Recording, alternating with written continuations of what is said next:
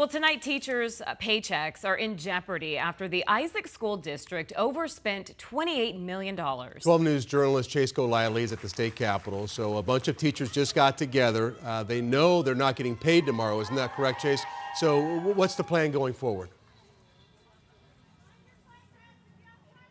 That's right. They just held a rally here. You can see dozens of teachers within the Isaac School District all here. The point of this rally is demanding the county and the state keep these schools open, teachers paid, and for all those thousands of students return to the classroom. Now, that is the big question, is what's going to happen as the week goes on. As of right now, we know that the state legislature is trying to work out a bill that will be on the floor tomorrow. So nothing's going to get solved in regard to that tonight.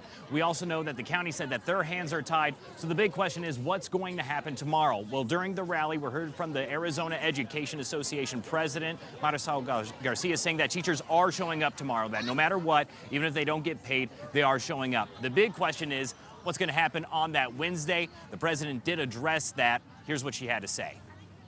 Since parents don't know what's happening on Wednesday, since we don't know what's happening on Wednesday, I cannot tell you what we're going to do on Wednesday. I will tell you that we will continue to put pressure on the county treasurer to allow there to be payment to the educators.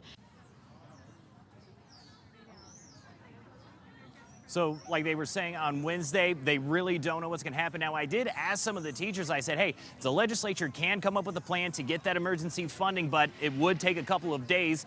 If they would still show up knowing that they would get paid later. A lot of teachers said yes, they would still show up to the classroom even though they know that they wouldn't get paid on time. They just want to know that something's coming down the line. Now, we did also learn today that the federal government is sending what's called ESSER funds to the school district and at the tune of about $6 million.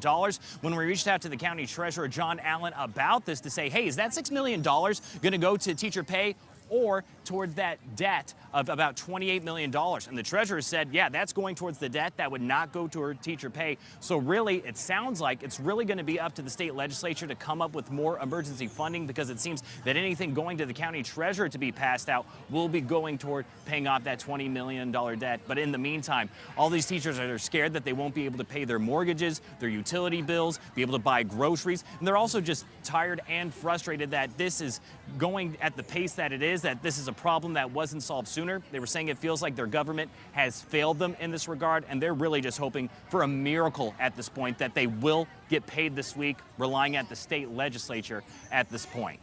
We're live in Phoenix. Chase Golightly, 12 News. Well, it definitely sounds like their district has failed them, right? And they're looking for the government to kind of bail out the district that obviously was doing something with that money. So the bottom line is some 5,000 students in that district. There will be school tomorrow and in the foreseeable future, even though the teachers aren't getting paid. They can still drop their kids off tomorrow.